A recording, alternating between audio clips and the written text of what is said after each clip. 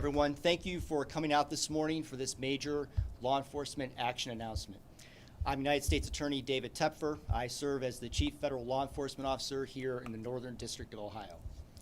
This district encompasses the 40 northern counties in Ohio, and our office has branches in Toledo, Akron, and Youngstown. This case, however, extends far beyond the state lines of Ohio and far beyond our country's borders. This announcement today is possible due to the extraordinary work of our federal and international partners. I want to thank the FBI Cleveland Division, the U.S. Cybersecurity and Infrastructure Security Agency, and the U.S. Office of Foreign Assets Control.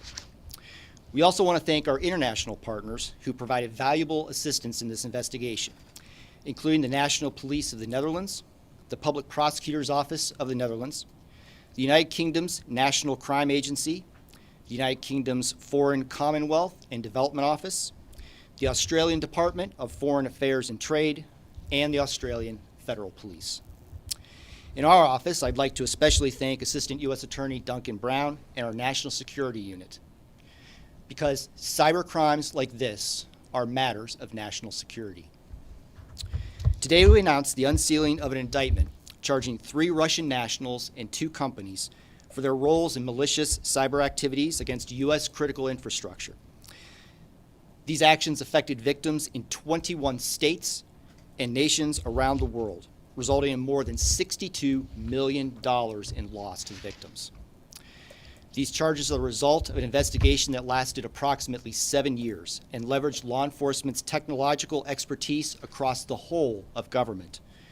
This approach identified and exposed the largest bulletproof hosting service in the world and struck a serious blow to malicious ransomware and malware actors everywhere. Because of the investigative team's tireless efforts, the cyber infrastructure supporting American hospitals, schools, civic organizations, and companies are safer, more secure, and strengthened against attacks by malicious cyber criminals. A federal grand jury returned a 75-page indictment charging defendants with violating various laws of the United States. These defendants include Alexander Velosevic, 43, of St. Petersburg, Russia; Kirill Zolotkin, 34, St. Petersburg, Russia; Yulia Pankova, 29, of St. Petersburg, Russia, along with Medialand LLC and ML Cloud LLC, both headquartered in St. Petersburg, Russia. Medialand and ML Cloud posed as legitimate internet hosting services to hide the true criminal nature of Medialand. In fact, Medialand controlled vast numbers of servers, which controlled thousands of IP addresses that hosted some of the most vicious ransomware gangs on the planet. They also offered a service known as bulletproof hosting. The cybercriminals used bulletproof hosting to evade security software so they could infect computer systems of organizations and then hold them for ransom. Because cybercriminals used these services, Medialand grew to be the largest bulletproof hosting service in the world. The thousands of IP addresses they controlled dwarfed their nearest competitors. Nevertheless, despite their best efforts to protect their cybercriminal clients, the FBI, its domestic and international partners, were able to trace the attack vectors back to Medialand's infrastructure.